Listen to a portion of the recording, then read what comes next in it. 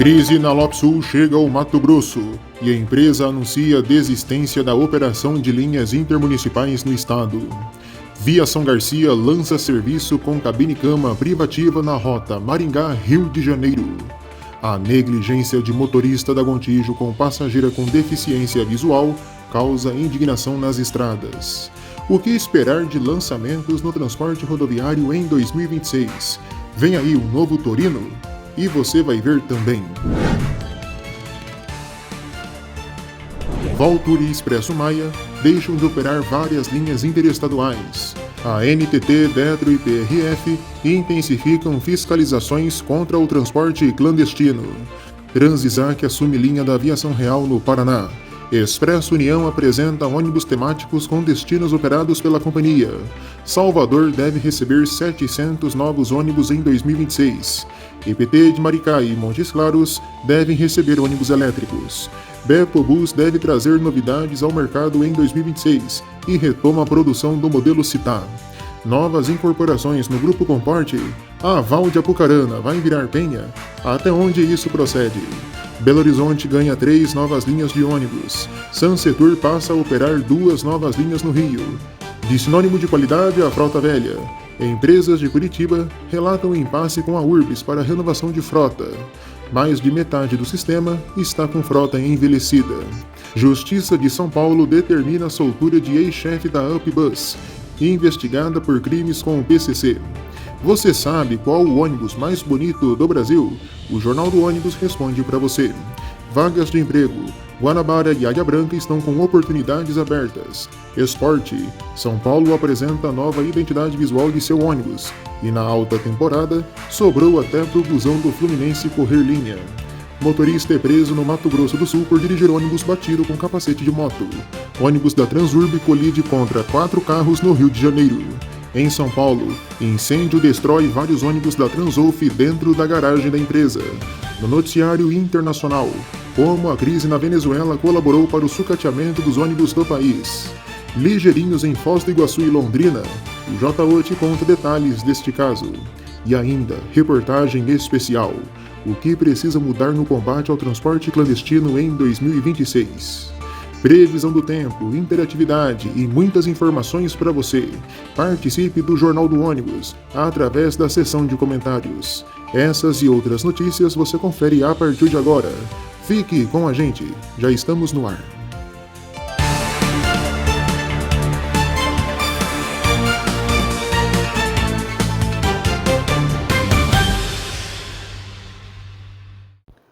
Olá, boa noite.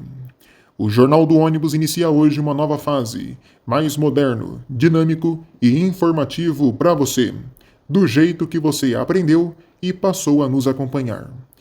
Vamos juntos! A NTT realizou diversas deliberações nos últimos dias. A linha Porto Alegre-Guarulhos da Turisul Transportes foi suspensa após decisão judicial favorável à agência. A empresa operava a linha subjúdice. Novidades nas operações da Novo Horizonte. A empresa renunciou à operação da linha Paripiranga-Aracaju, ligação entre o interior da Bahia e o estado de Sergipe. No entanto, em caráter subjúdice, a Novo Horizonte passou a operar o trecho entre Diadema e Uibaí, com mais de 1.200 sessões. A Expresso Maia também renunciou à operação de linhas, principalmente na região centro-oeste, entre elas São Miguel do Araguaia, Formoso do Araguaia, Cabeceira São Romão, Vila Rica Pium, Unaí Palmas, Ilhéus Guarará e a linha Mineiros Ponte Branca. Já a Aviação Central Bahia anunciou que deixará de operar a linha Anápolis Cristalândia. A Valtur Turismo anunciou a desistência da linha Sinop e Passo Fundo. No Pará, a Justiça autorizou a Aviação Boa Esperança a realizar alterações nas linhas Marabá-Teresina e Marabá-Santa Inês, incluindo o acréscimo de seções. E a Reunidas Paulista foi autorizada a operar subjúdice 2 linhas, São José do Rio Preto, Angra dos Reis e a Três Lagoas, Campinas. Em São Paulo, por determinação da Artesp, a Lirabus iniciou as operações de uma linha direta entre Olambra e a capital paulista. Os ônibus partem diariamente às 5h50 da manhã e às 3h30 da tarde da Praça dos Pioneiros em Olambra e às 7h30 da manhã e às 4 da tarde do Terminal Rodoviário do Tietê, na capital. Os valores das passagens variam entre R$ 75 e R$ 85 reais. A linha ainda realiza paradas em Arthur Nogueira, Cosmópolis e Paulínia. A Lopsul desistiu de operar o lote de ônibus intermunicipais da categoria diferenciada, na região de Juína, no Mato Grosso, após ter sido inicialmente desclassificada, recorrer e conseguir habilitação na licitação. A desistência foi oficializada em 9 de janeiro de 2026, sem explicação dos motivos. Com isso, o governo de Mato Grosso deverá abrir uma nova licitação para o lote. O caso reflete as dificuldades históricas do Estado em concluir concessões do transporte intermunicipal, processo que se arrasta há anos e ainda não contempla todos os lotes previstos. E isso também escancara a crise enfrentada pela Lopsul, no qual já estamos comentando há um tempo aqui em nosso canal.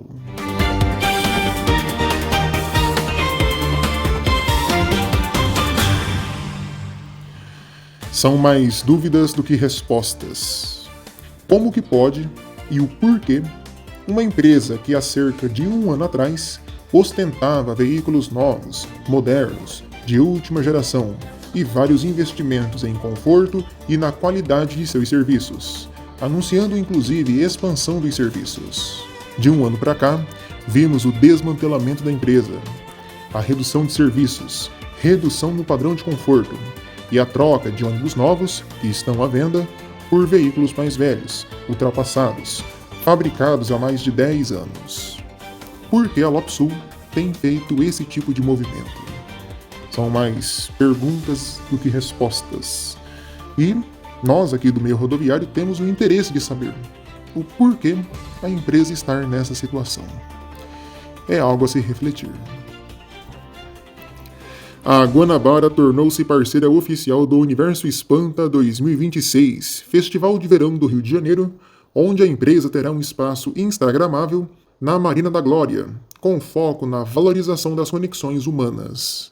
A empresa destaca seus investimentos recentes, com mais de 350 milhões de reais aplicados em 150 novos ônibus, reforçando sua atuação entre os estados do Rio de Janeiro, Minas, São Paulo, a região Centro-Oeste e o Litoral Paulista. Aliás, falando em Litoral Paulista, a Prefeitura do Guarujá realizou uma operação especial de controle de ônibus e vans de turismo entre os dias 30 de dezembro e 2 de janeiro, durante o Réveillon. A ação restringiu a entrada de veículos de turismo de um dia para evitar colapso no trânsito. Dos 48 veículos que foram abordados, 3 foram escoltados para fora da cidade e um deles multado. A medida foi considerada bem-sucedida no ordenamento urbano, em um período em que a população flutuante pode chegar a mais de 1 milhão de pessoas. No Grupo Comporte, a Expresso União apresentou sua nova frota de ônibus temáticos, que homenageiam estados e cidades importantes para a história da empresa, como Minas Gerais, Rio de Janeiro, Goiás, Vitória e Brasília. Além do visual exclusivo, os veículos oferecem maior conforto com serviços semileito e leito-cama, reforçando a identidade brasileira da marca e o foco na experiência do passageiro. Na Paraíba, a PRF intensificou a Operação Embarque Legal para combater o transporte irregular de passageiros. A fiscalização resultou na interrupção de viagens intermunicipais e interestaduais por falta de autorização e capacitação dos motoristas, visando preservar vidas e combater o transporte clandestino. Mais 2 linhas da extinta Aviação Real ganhou uma nova empresa operante no Paraná, sendo elas Nova Esperança Colorado e Colorado Itaguajé, agora unificadas em uma única linha. A operação está sendo feita desde a virada do ano pela Transisac. A Aviação Garcia lançou um novo serviço para viagens interestaduais. É o Cabine Cama Privativa. A novidade está em circulação na rota Maringá-Rio de Janeiro, em 2 carros da empresa. Totalmente fechada, a cabine conta com poltrona leito-cama, massageador, encosto para braços e pernas, televisão com sistema de áudio e vídeo integrados, lanche a bordo e o kit conforto com travesseiro e manta. A novidade, em breve, deve se estender, aos poucos, para mais linhas atendidas pela companhia. Ainda hoje no Jornal do Ônibus, o que esperar de lançamentos no transporte em 2026? E a seguir, as notícias que estão em manchete no mundo rodoviário. E nessa passagem de bloco, o destaque é o carro 2702 da Piracicabana, o filho único da empresa, de carroceria Mascarello Roma e chassi Mercedes-Benz O500RS. Por onde anda esse carro? Bom, segundo informações obtidas aqui pelo canal, ele está fixo na linha Piracicaba-Santa Maria da Serra. E sintonize também o canal Ingabus aqui no YouTube e confira um vídeo completo dos novos metropolitanos com ar-condicionado da Aviação Garcia. Veja isso e muito mais no Ingabus. Fique até o fim do vídeo e confira as novidades para as próximas semanas.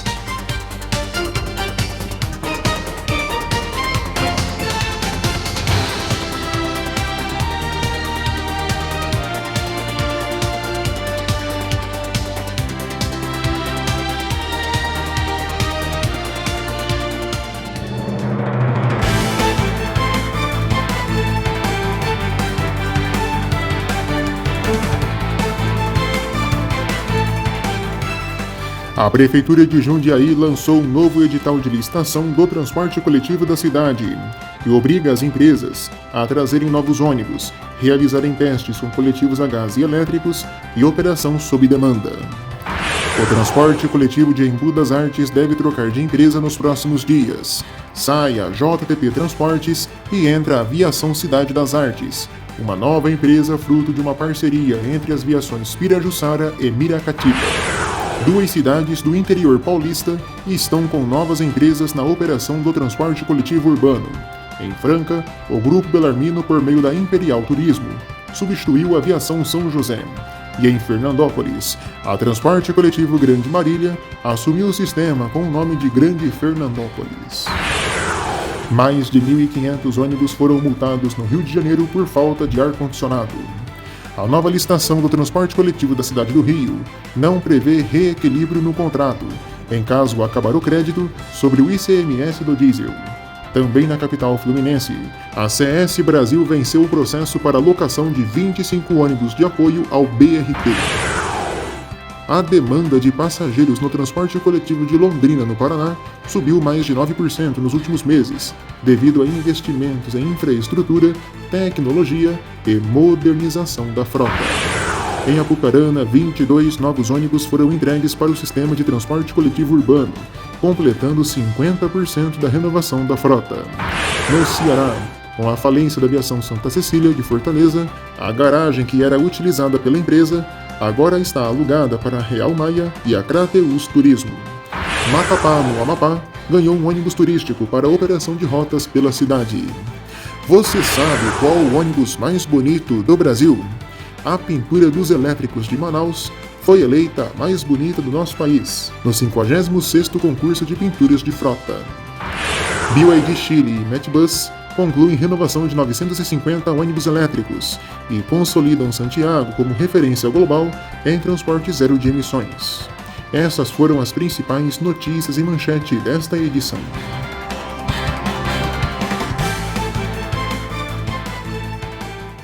Vem aí novidades na Bepobus.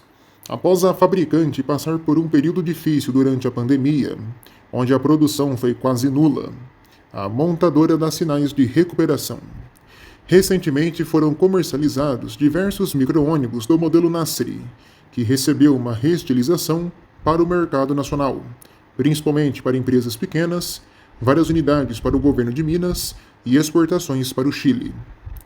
Agora é a vez do modelo Città voltar a ganhar as ruas do nosso país.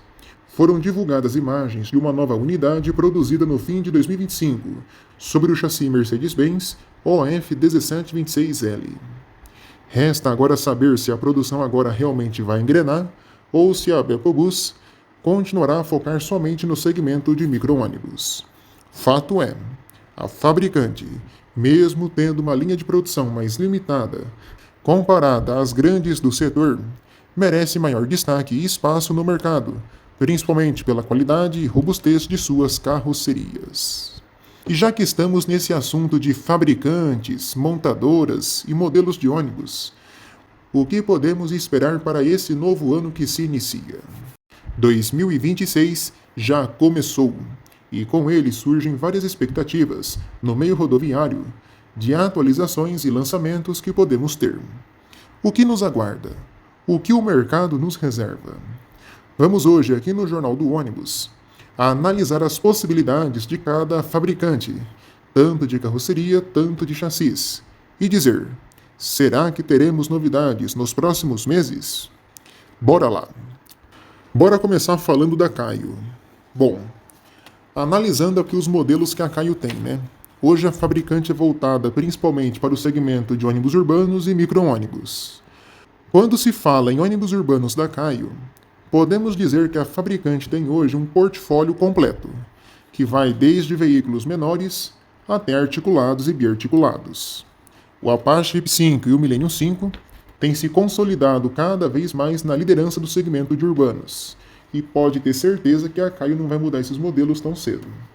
Recentemente também foi lançado o E-Millennium BRT, voltado principalmente para o segmento de elétricos. Segmento esse, né, que a fabricante tem dado um carinho especial e ano após ano comercializa mais e mais modelos. Agora, o que podemos esperar para 2026 e até de certa forma criar uma expectativa é para novidades no segmento de micros. Hoje a Caio concentra sua produção no segmento de micros em 3 modelos: o Foz 2200, que é o menorzinho, o Foz 2400, né, que é o modelo principal da fabricante nesse segmento, né, o carro-chefe, e o Foz 2500, normalmente comprado para versões do tipo escolar. Escolar, né, e aqueles fretamentos que utilizam principalmente estradas rurais.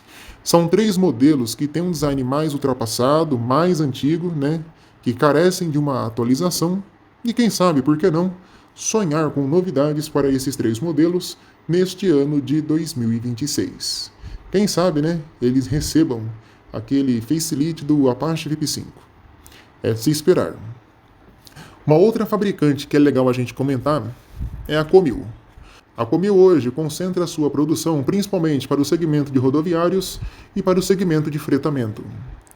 No segmento rodoviário, recentemente a Comil realizou pequenas alterações no Comil Invictus, tanto nas versões mais baixas, tanto nas versões mais altas, desde o 1050 até o DD.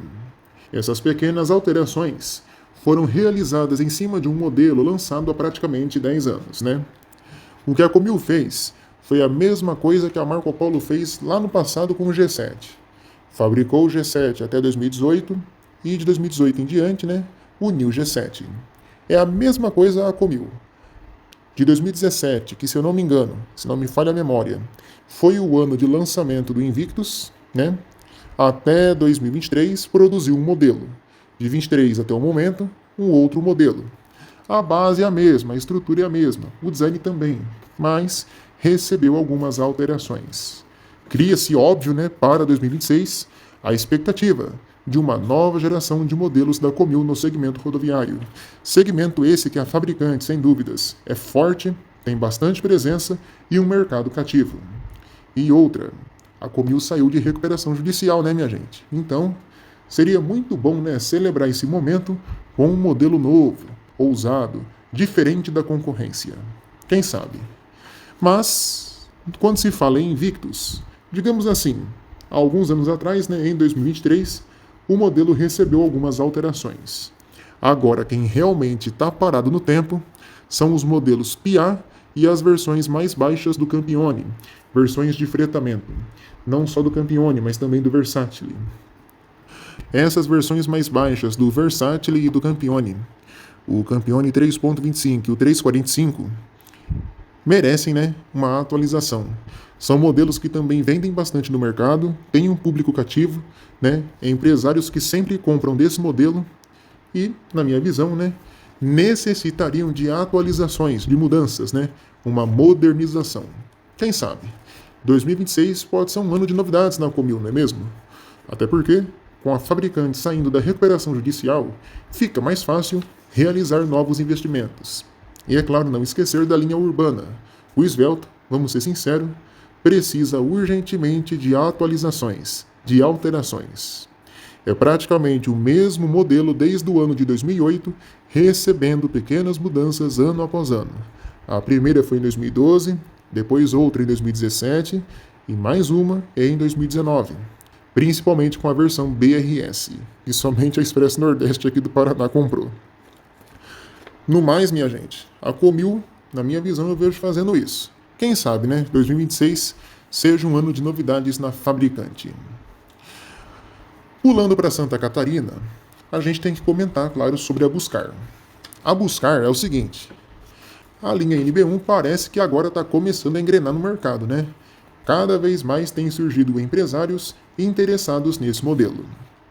E assim, um grande erro que a Buscar cometeu foi não ter lançado todos os modelos do NB1 de uma vez só, como a Marco Polo fez com o G8, né? Poderiam ter lançado todos os modelos do NB1 e, quem sabe, no momento, ter o número mais alto de vendas. Para mim, na minha visão, é um erro a Buscar continuar fazendo esse pinga-pinga de lançamento, lançando ano após ano um modelo diferente. Daqui a pouco o NB1 vai ter 10 anos de lançamento e não finalizaram o portfólio completo do modelo. No mais, o que esperar, né, para esse ano de 2026? Eu creio que nesse ano deve ser lançada a tão esperada versão 385 do NB1, né? Aquela versão mais alta, para bater de frente com o Campione 1350 e o Paradiso G8 1350. Um outro lançamento da família NB1 que é muito aguardado é, sem dúvidas, a versão LD do modelo, né? O tal Vistabus 400 NB1. Essa versão LD, a versão 385 e a versão semi-rodoviária e para fretamento do Buscar Micros, que também estão dizendo que vai ser lançado em breve, são sem dúvidas as grandes apostas da Buscar e as grandes expectativas para esse ano de 2026. E não esquecendo, é claro, das versões mais baixas, né, do Elbus, tanto o FT 320 e o 340. Mas aí eu creio que a fabricante vai deixar para o ano que vem, né, 2027. Se lançar, né, a gente está comentando aqui numa resenha, mas esperar, né, com novos lançamentos não custa nada. A Bepobus, conforme mostramos há pouco, pelo jeito não vai mudar o Citar, e o Nasseri já recebeu pequenas atualizações. Novos lançamentos, creio eu, não vão ser realizados. Quanto ao Mascarello, é o seguinte: o Granvia recebeu mudanças recentemente, o Gramide também, o Mascarello Elo é um modelo mais novo, o Roma também recebeu mudanças recentemente. Fica então a cargo, né? Fica então sobrando aí os modelos Gran Metro e Gran Micro, né? E quem sabe 2026 possa ser o ano em que eles possam receber atualizações. Sonhar não custa nada, mas, né, quem sabe não poderia vir modelos mais altos na Mascarello, né, no segmento rodoviário, para bater de frente com as grandes. Quem sabe? Postaram esses dias um vídeo lá no Instagram, um tanto enigmático, digamos assim. Bom, e partindo para as fabricantes menores, né, Neobus, Irizar e Volare, aí eu já não vejo nenhum tipo de lançamento e creio que 2026 vai passar batido. Quanto a chassis, Mercedes-Benz, Volkswagen, Scania, Volvo e VEC e Agrale também creio eu que não vão lançar nada, até porque quando essas fabricantes lançam alguma coisa, é quando troca a norma de emissão de poluentes, né? Assim como foi no Euro 5 para o Euro 6, essas montadoras só vão lançar novidades quando mudar do Euro 6 para o Euro 7 daqui a uns 10, 15 anos, digamos assim. O que pode acontecer são lançamentos pontuais, mas aí não adianta ficar criando teoria da conspiração, porque aí ninguém sabe o que pode acontecer no dia de amanhã. Quanto ao segmento de elétricos, a gente espera, né, que as montadoras locais do nosso país, né, engrenem sempre, né, vendam cada vez mais modelos. Mas as portas também estão abertas para modelos chineses, né? Variedade na rua sempre é muito bom. E que cada vez mais possamos ter ônibus elétricos nas ruas do nosso país. E para encerrar esse tema, eu não poderia deixá-la de fora, é claro, né? A Marco Polo. A Marco Polo é um caso complicado. Vamos lá. No segmento de micro-ônibus, a fabricante tem hoje o Senior. Pensa comigo. Qual a necessidade da Marco Polo mudar o Senior no momento atual? Talvez uma reestilização, quem sabe, né? Merece. É um modelo que sempre merece mudanças. Mas eu não vejo a fabricante fazendo esse tipo de movimento agora em 2026. Agora, quem realmente precisa de mudanças e uma atualização com urgência no segmento rodoviário, pode ter certeza que é o modelo Ideale. Esse ano agora de 2026 vai fazer 11 anos, né, que a atual geração foi lançada. É um modelo que merece atualizações porque basicamente é o mesmo Ideale lançado lá nos anos 2000, com pequenas atualizações. Merece sim um carinho especial. Quem sabe 2026 seja o ano de mudanças no modelo. Uma outra coisa, né, envolvendo aqui a Marco Polo. Será que agora finalmente o G7 sai de produção, sai de circulação? Papai do céu. Desde quando eu comecei esse canal, falam que o G7 vai encerrar a produção e estamos em 2026 e nada desse modelo sair de linha. Vai fazer aí daqui a pouco 5 anos que o G8 foi lançado e o G7 continua aí, firme e forte. É um modelo bonito, atemporal, né? As últimas unidades têm sido bem fabricadas, né? Porque são, digamos assim, os últimos modelos de catálogo. Mas, né, já está na hora de sair, né? Está na hora de pegar as malas e despedir da produção da fabricante. Tá na hora já, quem sabe, né? Mas que siga também em produção, né? Se tá vendendo e tá dando dinheiro para a montadora, por que não continuar, né? E é claro, ele, nosso digníssimo. Esse daí todo mundo clama por uma atualização. Eu sou defensor dessa atualização e eu espero que nesse ano de 2026 olhem com mais carinho para esse modelo. Será, minha gente, que teremos um novo Marco Polo Torino? As especulações são muitas, os boatos são grandes, mas infelizmente até o momento não temos nenhuma confirmação da fabricante. É aquilo, né? O modelo atual, apesar de ultrapassado, continua sendo bonito, atemporal, bem estruturado, né? Bem montado. E assim como o G7, como é um modelo já em fim de catálogo, até porque a gente espera que eles mudem logo logo esse Torino, ele tem sido um modelo muito bem fabricado, muito bem estruturado, comparado às primeiras versões, né? As primeiras unidades, lá de 10, quase 15 anos atrás, né? Quem sabe nesse ano seja o ano de mudanças no Torino. Eu vi uma montagem esses dias no Instagram de uma versão do Torino, produzida pelo meu amigo Botuca Bus, com um facelift ali meio parecido com o G8. Pai do céu, se a Marco Polo seguir essa linha, vai ficar um modelo bonito, hein? Quem sabe? O Torino merecia essa carinha de G8 aí, mais futurista, mais moderno. Deixaria a concorrência no chinelo. No mais é isso, minha gente. Esperamos que neste ano de 2026 seja um ano de lançamentos, de novidades e claro, muitas atualizações no segmento rodoviário. E falando em novidades, a Volare, marca de ônibus leves da Marco Polo, anunciou que até 2027 toda a sua linha contará com chassi próprio, denominado RCX, tornando os modelos Volares integrais. A estratégia envolve investimentos concentrados principalmente na planta de São Mateus, no Espírito Santo, e o fortalecimento de parcerias já existentes como a Grale e Mercedes-Benz, além de novas alianças. O projeto ganhou força a partir de 2024, com a entrega de cerca de 100 unidades piloto da linha Ataque, seguida por entregas controladas em 2025, incluindo versões de 8, 9 toneladas e modelos 4x4. A partir do ano de 2027, a adoção do chassi próprio também será destinada à linha Fly, voltada a aplicações mais sofisticadas, como urbano premium, fretamento, turismo e rodoviário. No campo da descarbonização, a Volare aposta na diversificação de tecnologias, incluindo a eletrificação, o GNV biometano e soluções híbridas de etanol e elétrico. Para os modelos elétricos, a empresa oferece parceria com a chilena Reborn Motors, da qual a Marco Polo adquiriu cerca de 40% das ações em 2024. O micro-ônibus elétrico Flye, já homologado em 2025, utiliza o chassi RCX e simboliza o avanço da marca rumo a alternativas mais limpas, mantendo também a oferta de veículos com chassis de parceiros tradicionais. A empresa pública de transportes de Maricá, no Rio de Janeiro, anunciou a compra de 30 ônibus elétricos a bateria e 15 carregadores de 160 kWh, como parte do programa de descarbonização da frota. o investimento estimado de 100,3 milhões de reais, com recursos federais via Novo PAC na modalidade FGTS. Os veículos serão adquiridos por licitação e deverão contar com acessibilidade, GPS e ar-condicionado, com entrega prevista para o final do primeiro semestre de 2026. Maricá é referência no programa Tarifa Zero, que integra as apostas do governo federal para 2026. A Prefeitura de Montes Claros, no interior de Minas Gerais, realizou a sessão pública da licitação para a compra de 22 ônibus urbanos 0 km, modelo 2026, com propulsão 100% elétrica. Os veículos terão capacidade para 70 passageiros, 3 portas e ar-condicionado. A iniciativa foi motivada por testes positivos realizados com ônibus das marcas Eletra, Marco Polo, BYD e Ankai.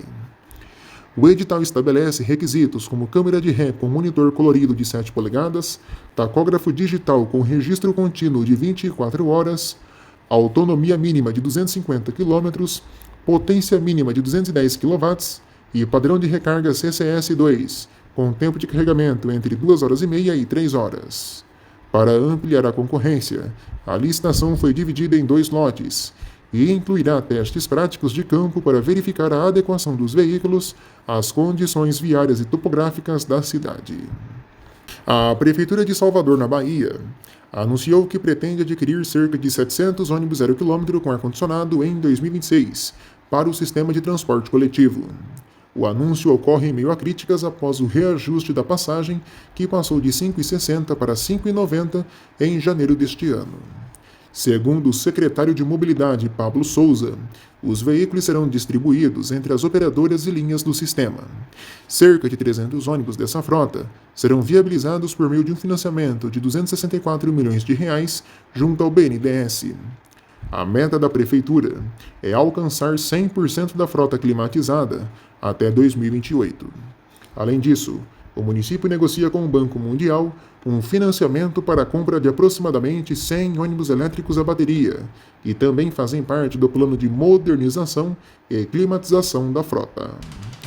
Na sequência, aqui no Jornal do Ônibus, o nosso Sim ou Não de hoje.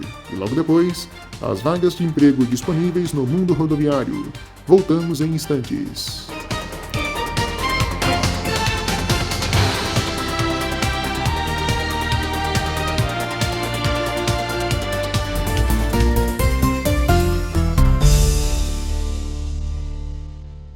Bora pro nosso Sim ou Não de hoje. Na sua opinião, 2026 será o ano do lançamento do novo Marco Polo Torino? E mais, será um modelo parecido com o atual Torino, parecido com o Ative, com o G8 ou totalmente diferente? Diga aqui nos comentários e responda a nossa enquete na aba Comunidade.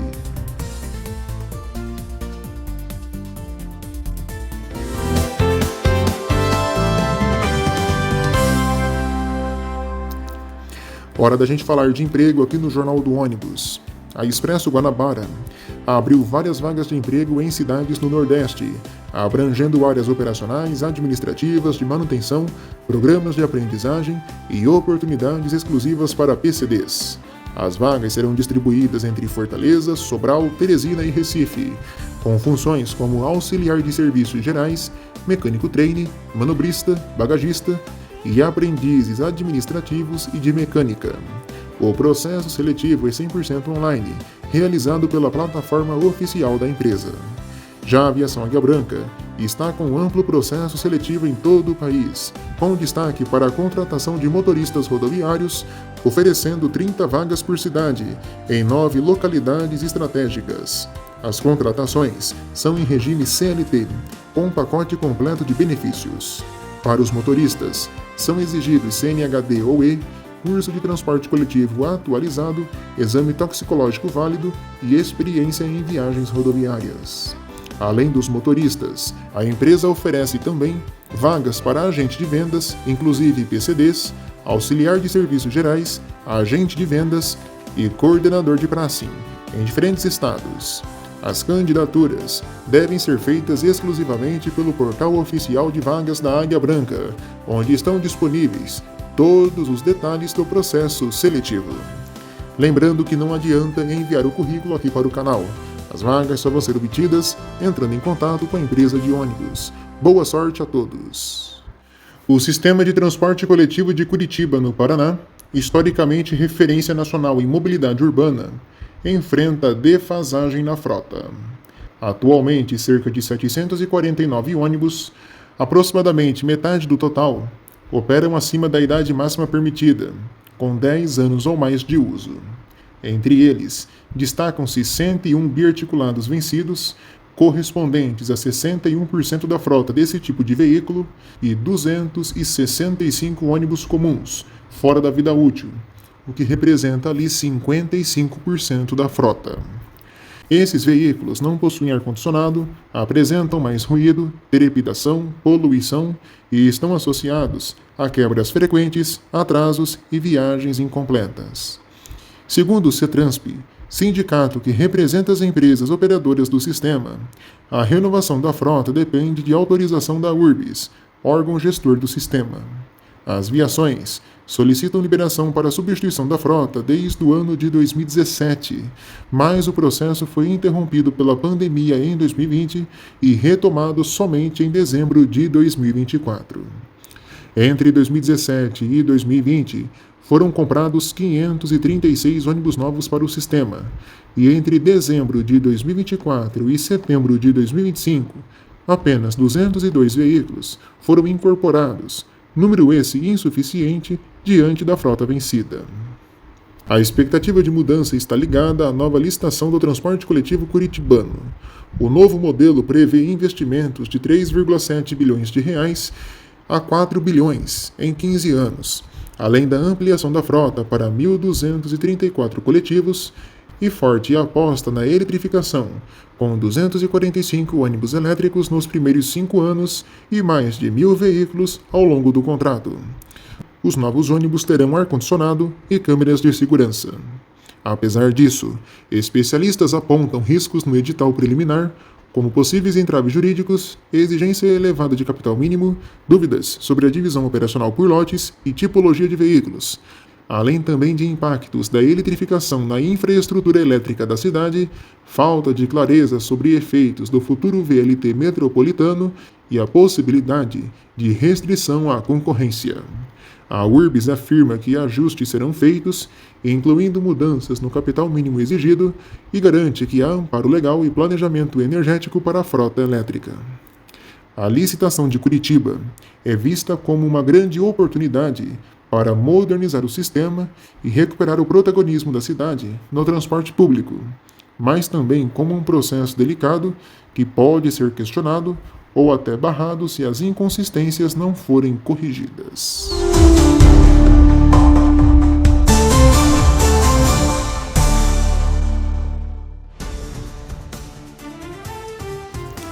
Que vergonha, né? Uma cidade do porte de Curitiba, que um dia já foi referência em sistemas de transporte coletivo urbano e mobilidade urbana, se tornar sinônimo de frota velha, envelhecida e caindo aos pedaços.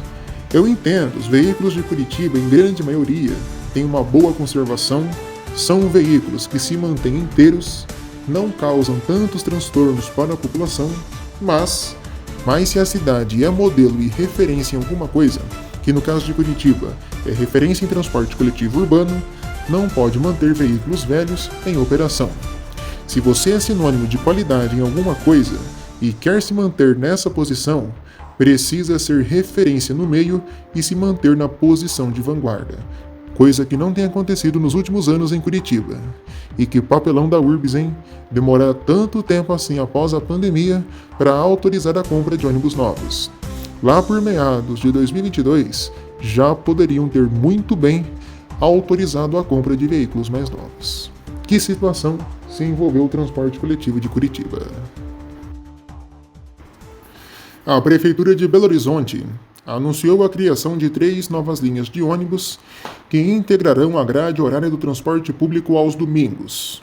A 5350, Estação Diamante Zoológico, via Estação Barreiro, a 6150, Estação Venda Nova, Parque das Mangabeiras, via Estação São Gabriel, e a linha 3151, Estação Diamante, Parque das Mangabeiras, via Avaí. Além disso, foi comunicado que outras 3 sublinhas serão extintas, sendo elas: sublinha 8, linha 30, Zoológico, sublinhas 3, linha 62, Parque das Mangabeiras, e a 16, Parque das Mangabeiras Carnaval, sublinhas 4, via Parque das Mangabeiras, e 7, Parque das Mangabeiras Carnaval, linha 3052. Vale ressaltar que as novas linhas fazem parte do programa Catraca Livre e, por conta disso, são gratuitos aos domingos e feriados. A Sansetur iniciou a operação de mais 2 linhas no Rio. A 796 Campo Grande, Terminal Deodoro, via Estrada do Mendanha, e a 798 Campo Grande, Terminal Deodoro, via Estrada da Posse. A empresa, por muito pouco, paralisou suas atividades na cidade e quase meteu o pé. Isso porque a Prefeitura do Rio atrasou o pagamento dos subsídios. E a Sansetur, com ela o papo é o seguinte: eu trabalhei e eu quero receber. Se eu não receber, eu pulo fora do barco. Ela foi lá, cobrou a prefeitura e no mesmo dia o dinheiro caiu na conta. Que situação, hein? 2026 começou com reajuste nas passagens de ônibus em várias cidades do Brasil. Na Grande São Paulo, em Diadema, a passagem subiu para R$ 4,50 no cartão, R$ 5,50 no dinheiro e R$ 7,50 no Vale Transporte. Em Mauá, a tarifa subiu para R$ 4,90 no cartão, R$ 5,90 no dinheiro e R$ 7,50 no Vale Transporte. Em Ribeirão Pires, a passagem subiu para R$ 5,70 no cartão, R$ 6,40 no dinheiro e R$ 7,50 no Vale Transporte. Em Rio Grande da Serra, a passagem subiu para R$ 5,50. Em Itaquaquecetuba, a passagem subiu para R$ 6,00 no bilhete eletrônico, R$ 6,30 no dinheiro e R$ 7,10 no Vale Transporte, R$ 3,00 para os estudantes. Em Guarulhos, a passagem subiu para R$ 6,20. Em Sorocaba, R$ 5,30. Osasco, Itapevi, Jandira, Carapicuíba e Barueri, a tarifa foi para R$ 6,10. Em Arujá, subiu para R$ 6,00. E no interior, em Araraquara, a passagem subiu também para R$ 6,00. No estado também houveram reajustes nas linhas metropolitanas da Artesp na região metropolitana, ABC, Vale do Paraíba, Alto Tietê, Interior, Litoral Norte e Baixada Santista. Na capital, fechando o estado de São Paulo, a passagem subiu para R$ 5,30. No Rio e em Salvador, a tarifa subiu para R$ 5,90. Em Minas, está mais caro andar nos ônibus metropolitanos e intermunicipais. Os valores variam de R$ 5 a R$ 62,00, a depender do serviço e da distância. No Espírito Santo, a tarifa do sistema Transcol subiu para R$ 5,10. No Pará, Santarém subiu a passagem para R$ 4,80 e para R$ 1,60 nos estudantes. No entanto, temos também notícias boas quanto ao aumento tarifário. A Lagoinhas, na Bahia, implantou tarifa zero aos domingos. No Rio, Teresópolis ampliou tarifa zero para mais linhas. Em Guararema, na Grande São Paulo, o tarifa zero registrou um aumento de 120% no número de usuários. E na capital paulista, o Domingão tarifa zero segue crescendo, principalmente com as novas rotas Paulistar, que já transportaram mais de 24 mil usuários. Algumas cidades mantiveram as tarifas congeladas.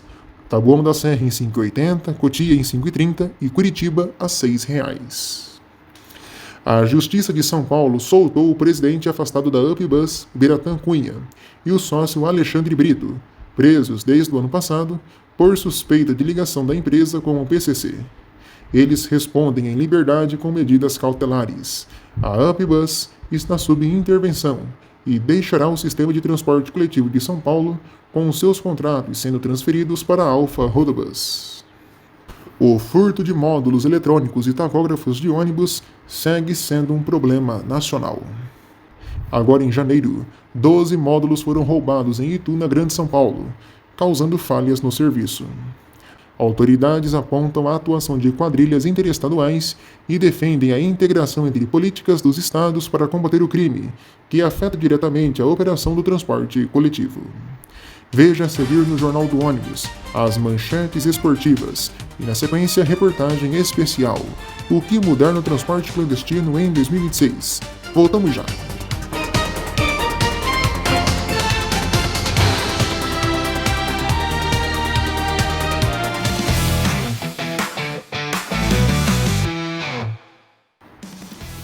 Agora as manchetes esportivas. O São Paulo Futebol Clube, anunciou a nova plotagem do ônibus que realiza o transporte da equipe profissional. O novo visual carrega as cores preto e vermelho, com o nome de tribos, em homenagem ao tricampeonato mundial do clube, com conquistas em 1992, 93 e 2005.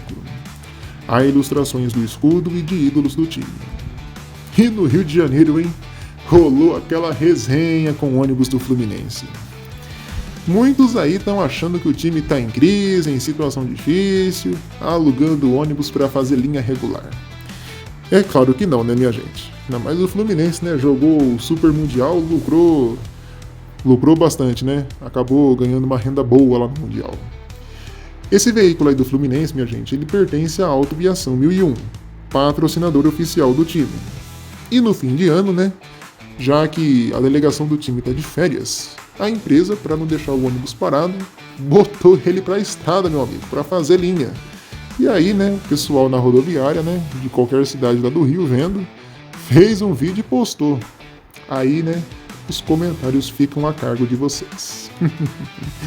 E durante o Campeonato Pernambucano, operações especiais serão montadas para as linhas de ônibus do Recife, principalmente nas regiões dos estádios do Santa Cruz, o Santinha, e também na região da Ilha do Retiro, no Estádio do Esporte.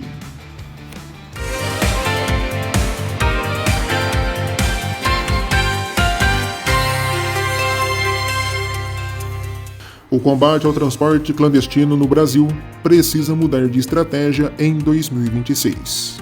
Segundo o advogado e consultor Ilo Lobel da Luz, a fiscalização tradicional nas rodovias já não é mais suficiente, pois o transporte clandestino se modernizou, operando por aplicativos, redes sociais e vendas digitais, ajustando rotas para escapar do controle. Ilo defende uma virada conceitual baseada em inteligência de dados, integração jurídica e resposta comercial das empresas regulares. O uso de cruzamento de informações fiscais, registros de vendas e câmeras com leitura automática de placas permitiria identificar operações clandestinas antes mesmo de o veículo circular. No campo jurídico, o foco deve ir além do motorista ou do dono do veículo, atingindo plataformas, intermediários e financiadores, tornando o risco jurídico inviável para quem estrutura um negócio irregular. Decisões recentes do Judiciário reforçam a tese de concorrência desleal. Além disso, o especialista destaca que o passageiro escolhe o clandestino por preço, convivência e acesso, o que exige das empresas regulares uma atuação mais flexível, tarifas dinâmicas e ajuste de ofertas para disputar a demanda onde a fiscalização não alcança. A conclusão é que o transporte clandestino só recua quando deixa de ser economicamente viável, o que exige a combinação de tecnologia, rigor legal e estratégia comercial, substituindo a lógica de mais polícia por mais inteligência.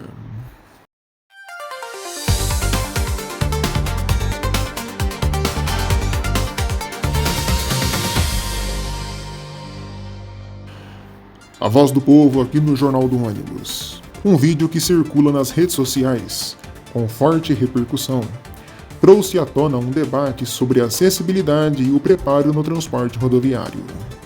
Nas imagens, uma mulher com deficiência visual relata ter sido vítima de negligência e humilhação por parte de motoristas da Gontijo. Relata ter sido vítima de negligência e humilhação por parte de motoristas da Gontijo.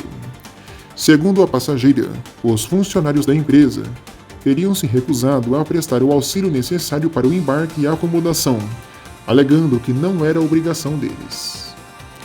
O relato destaca ainda a indiferença coletiva. Em um ônibus com cerca de 40 passageiros, a denunciante afirma que não recebeu ajuda de terceiros durante o episódio. O caso, só de eu estar lendo aqui já me gerou indignação. E levantou questionamentos sobre o cumprimento da Lei Brasileira de Inclusão, a LBI, que prevê atendimento prioritário e adequado a pessoas com deficiência. Nas redes sociais, sobraram comentários detonando a Gontijo e também cobrando um posicionamento da empresa.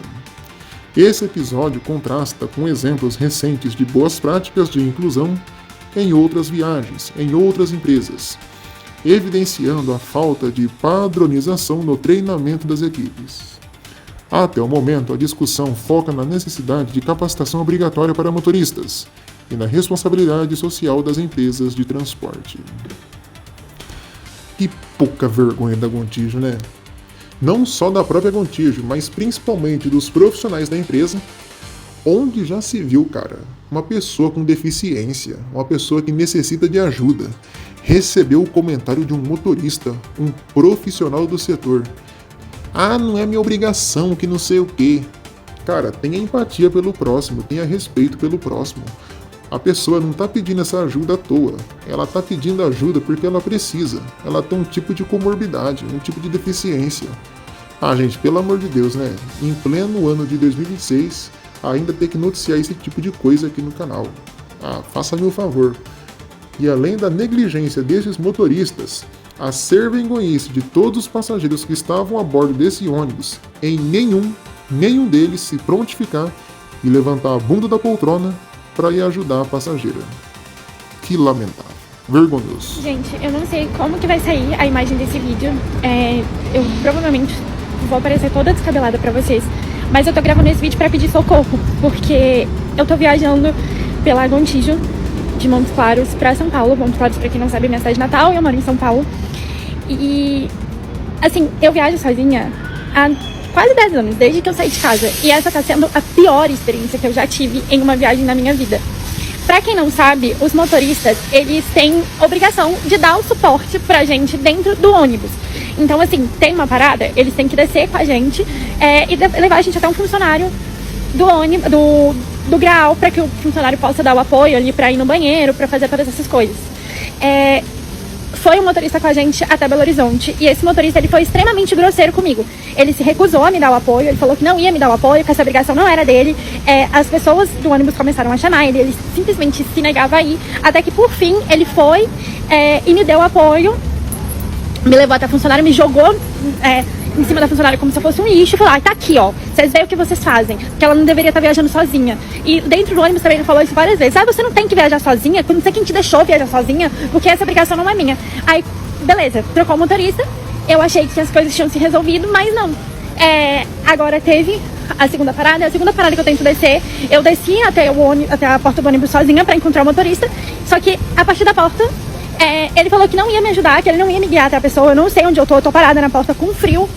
Inclusive, não vou voltar pro ônibus, porque eu não sei exatamente onde o ônibus tá, porque eu tô parada em um lugar que eu não sei onde eu tô, e eu não vou tentar me localizar, porque essa função é dele.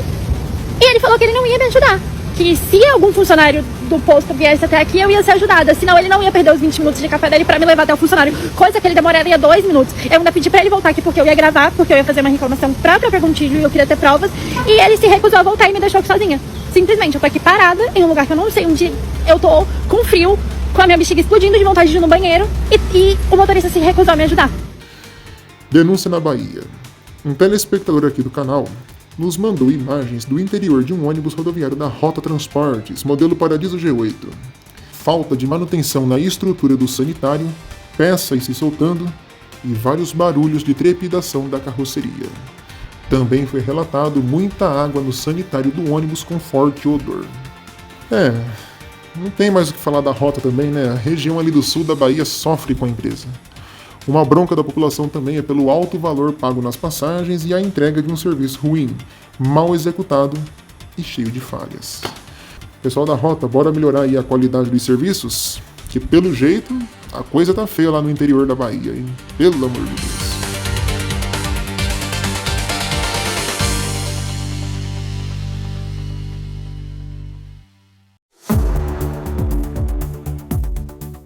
Um meliante foi dar voz de assalto dentro de um ônibus do Rio de Janeiro e acabou recebendo aquela massagem dos passageiros. Veja suas imagens. Também no Rio, um ônibus da Transurb bateu contra 4 veículos da Prefeitura, na Avenida Presidente Vargas, no sentido Candelária. O coletivo operava a linha 422 Grajaú-Cosme Velho, sem passageiros a bordo. Ao todo, 5 pessoas ficaram feridas, sendo encaminhadas para o Hospital Souza Aguiar. Em Volta Redonda, um ônibus da Aviação Elite bateu contra um carro em uma curva, na região da Boca da Mata. Ninguém ficou ferido e as causas estão sendo investigadas. Em Minas, um ônibus de turismo pegou fogo na rodovia Fernão Dias, em Igarapé. Todos que estavam a bordo conseguiram sair a tempo. No entanto, o ônibus, mesmo em chamas, começou a se movimentar pela rodovia. Felizmente, somente danos materiais. Um grave acidente na BR-365 entre Patos de Minas e Varjão de Minas resultou no capotamento de um ônibus, com pelo menos 3 mortes confirmadas e vários feridos. No Paraná, um ônibus da Eristur pegou fogo em Londrina, no norte do estado. As causas estão sob investigação. Ninguém ficou ferido. Já no Rio Grande do Sul, uma colisão entre um ônibus e um carro na BR-285, em Muitos Capões, causou a morte da motorista do automóvel e deixou 5 passageiros feridos.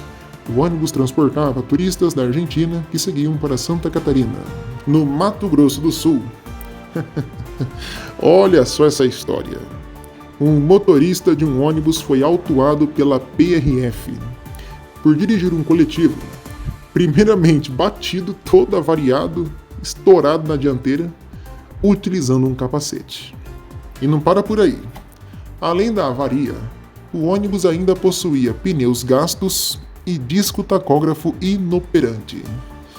Rapaz, o cara que comprou esse ônibus comprou numa situação difícil. Para fechar o pacote, a habilitação do condutor e o exame toxicológico estavam vencidos.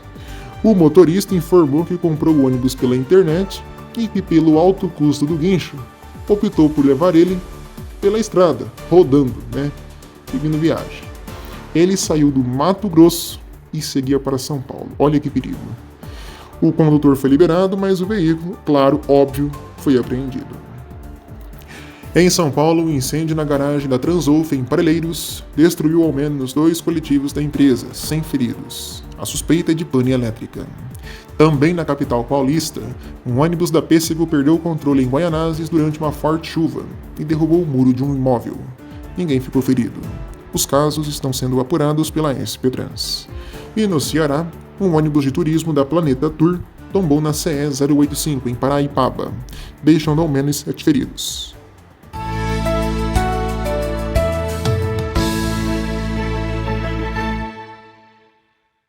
Bora ver como fica o tempo nas principais rodoviárias e terminais do Brasil. Previsão de sol e chuva em várias regiões.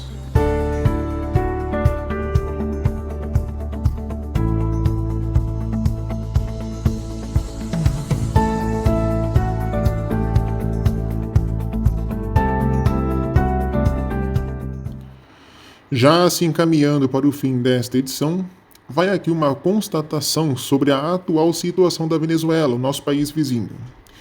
Eu creio que todos aqui têm ciência dos últimos acontecimentos, incluindo a prisão do ditador Nicolás Maduro. A crise enfrentada pelo país nos últimos anos atinge várias camadas sociais, entre elas o transporte coletivo. Por lá, o capital financeiro das empresas foi desmantelado. E sem acesso ao dólar, compra de veículos novos e de peças ficaram difíceis. A frota envelheceu e o sistema de transporte ficou defasado. O país deixou de ser referência regional em aspectos de transporte para ter hoje um sistema sucateado, estatizado e sem ter para onde correr. Além da tomada do poder, a Venezuela tinha ônibus de alto padrão, frotas modernas, empresas capitalizadas e forte presença de modelos brasileiros e europeus. Tudo isso se perdeu nos últimos 20 e 30 anos. O transporte venezuelano era sinônimo de qualidade, com forte presença e apelo da população. O controle estatal de importações fez com que as empresas fossem bloqueadas e restritas para a compra de chassis, carrocerias e peças. Ao longo do tempo, em efeito cascata, a frota foi sendo sucateada e não conseguindo acompanhar o padrão de conforto que ao longo do tempo foi evoluindo e sendo exigido. Sem ter para onde correr, as empresas foram sucumbindo e a população ficando à mercê de manutenções precárias e um serviço prestado de maneira improvisada. Ao longo do tempo, as empresas também perderam sua identidade visual, adotando a cor branca, uma simples logomarca e as identificações do governo venezuelano. Empresas só podiam personalizar seus ônibus se pagassem parcelas, não havendo qualquer tipo de liberdade visual. Se não havia dinheiro para uma simples manutenção, quem dirá para a pintura da frota? A crise venezuelana destruiu o país e, consequentemente, o transporte coletivo. E esperamos que com as novas decisões que têm sido tomadas, mudanças possam acontecer para todo o povo venezuelano ao longo dos próximos anos. Tem ônibus elétrico brasileiro nas ruas de Buenos Aires, na Argentina. A Agrale vendeu os primeiros ônibus 100% elétricos do sistema Trambus. Ao todo serão 82 veículos. Desses 82, 60 serão do modelo MT-17 Low Entry, com capacidade para até 75 passageiros, e outros 22 articulados no modelo MT-27 LE, com capacidade para até 135 passageiros. E a Iveco venceu o processo para o transporte dos funcionários da Lego, na Hungria.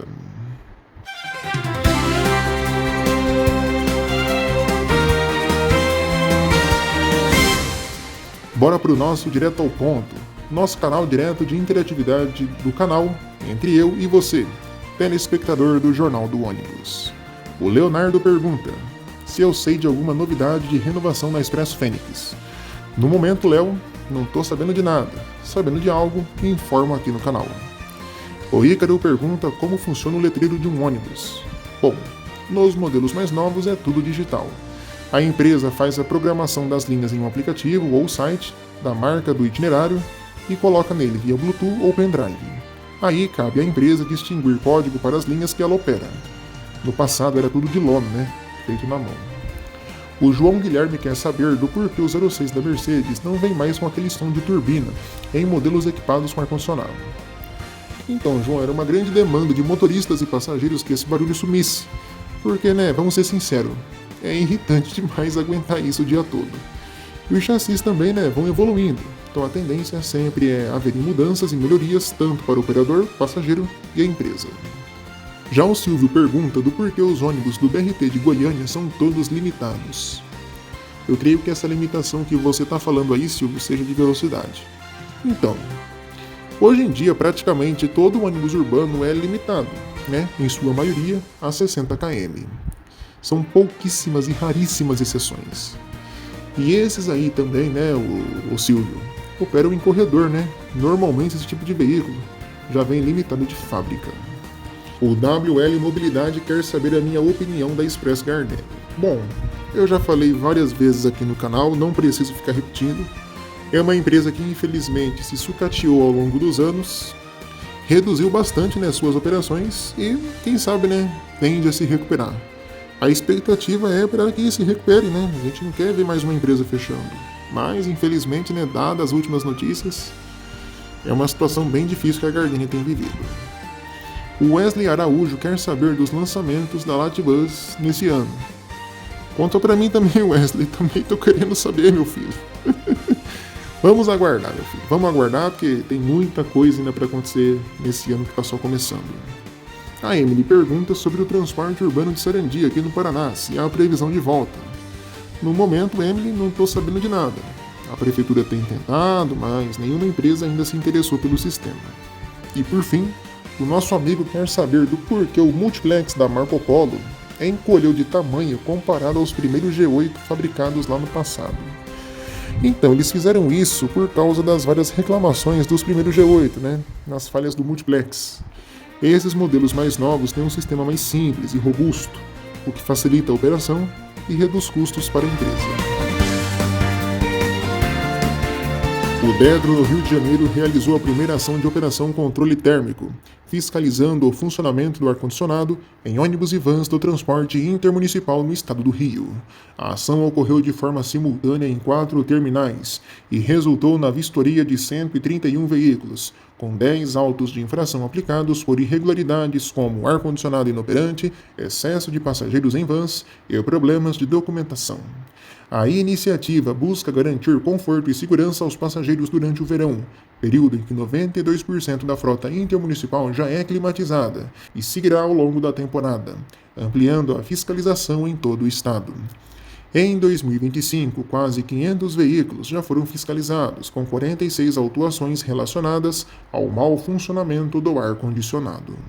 No mercado de ônibus, segundo dados da Fabus, referentes a novembro de 2025, eles apontam que a Marco Polo é a líder na produção de carrocerias no Brasil, com mais de 680 unidades, seguidas pela Caio, com 619. No total, o mercado nacional produziu 2.456 carrocerias no mês de novembro, abrangendo modelos urbanos, rodoviários, micros e mini-ônibus. Tem um boato correndo aqui na região norte do Paraná que, olha, me deixou de cabelo em pé.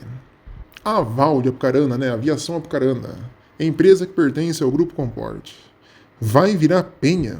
Até que ponto isso procede? Bom, não precisa ser muito avoado, uma pessoa muito entendida do setor de transporte para saber que isso daí não passa de conversa, né? Não tem nenhum movimento para a Val de Apucarana virar penha, até porque não é interesse da penha, né? O que é a penha? Tá bom que ela faz parte do grupo, tem rodoviário a rodo aí Brasil afora, opera até o metropolitano lá na região de Ourinhos, né? Santo Antônio da Platina, na divisa do Paraná com o estado de São Paulo. Me diga, meu amigo, me diga, o que a penha vai ter interesse em colocar a sua marca no transporte urbano de uma cidade no interior do Paraná que não tem nem 200 mil habitantes direito? Por quê? Engraçado, né? O grupo ele opera transporte urbano em cidades muito maiores, até mesmo no Paraná, no caso aqui Maringá, né? E nem aqueles vão colocar o nome de penha. Imagine Apucarana, meu filho. É conversa fiada, tá? Não vai ter incorporação nenhuma. No momento não tem nenhum tipo de movimento no grupo de novas incorporações. Se tiver, tem um se bem grande aí, é na Itamaraty, mas aí a família Oger precisa ceder a sua parte para que isso ocorra, e pelo jeito não vão ceder. E de resto, a gente vai ter que se conformar com as empresas que a gente tem hoje em vigor no Grupo Comport, né? A configuração das empresas não deve mudar, principalmente na região norte do Paraná. Isso eu posso assegurar para vocês com total clareza e total firmeza. Cada conversa da carochinha que o pessoal cria que é bom desmentir aqui no canal, né? Porque depois aparecem uns comentários aí que a gente tem que ficar respondendo. E para evitar dor de cabeça, a gente já responde, deixa tudo aqui esclarecido. Que aqui, o Jornal do Ônibus é assim, o fato como ele é. A gente traz a notícia, é igual aquele ditado, né? Mata a cobra e mostra o pau. Aqui é desse jeito.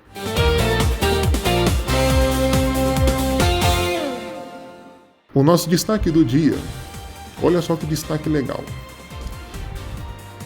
Aonde você acha que essa foto foi tirada? Curitiba? Errou, meu companheiro.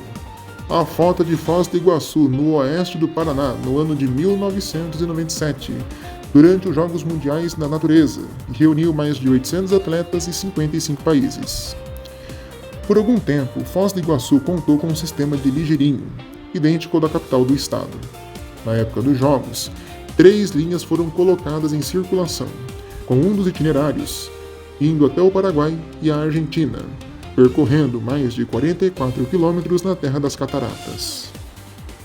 Além de Foz do Iguaçu, no qual o sistema foi descontinuado, cidades da região metropolitana de Curitiba contam até hoje com veículos deste porte, justamente pela proximidade e integrações com a capital do estado.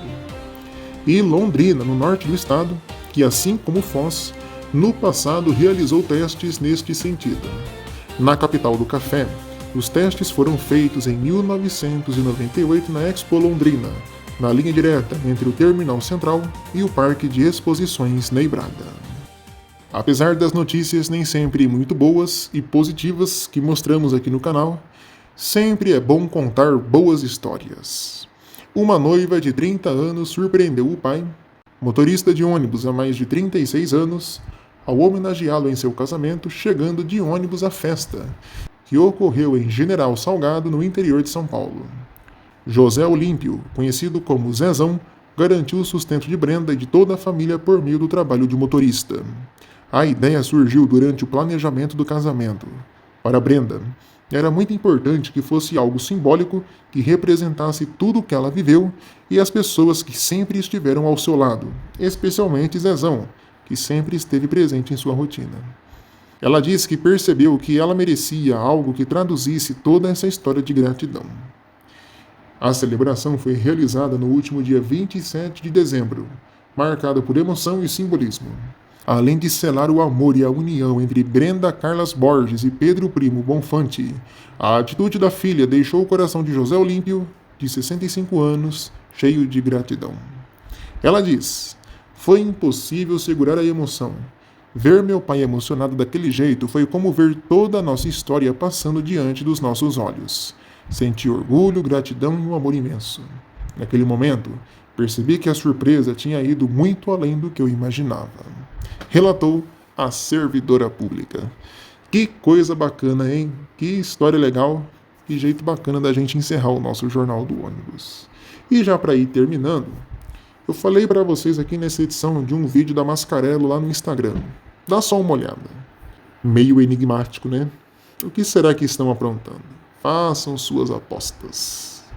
Bom, e para fechar essa edição, o canal Engabus está com uma programação especial, uma programação de primeira qualidade para você, meu amigo e minha amiga. Nos próximos dias, ou melhor, semanas e até meses, diversos conteúdos especiais vão ser postados por lá. Ônibus novos, movimentações, gravações internas, frota nova e muito mais. Vem aí, Expresso Nordeste, um especial de Astorga, um especial de Londrina, um especial de Apucarana e muito mais. Essa semana mesmo foi postado um vídeo mostrando os novos metropolitanos da Garcia com ar-condicionado. Isso daí é só um gostinho, tá? Vem muito mais por aí. Fiquem ligados. Acessem o canal Engabus por meio da descrição aqui do vídeo, tá certo? Ou então, pesquisa lá na aba de pesquisas, Engabus, se inscreva, ative o sininho, compartilhe nossos vídeos, o nosso canal, aperta aquele botão hypar também, nos vídeos e, claro, deixe seu like. Conto com o apoio de vocês. Encerra aqui mais esta edição do nosso Jornal do Ônibus. Obrigado a todos pela companhia e pela audiência. Curta, comente e compartilhe nossos vídeos. Não é inscrito ainda, se inscreva e, claro, ative as notificações. Fique ligado na programação do canal Próxima Parada e também do canal Engabus. Para você, uma ótima noite e até a próxima. A gente se vê. Tchau, tchau.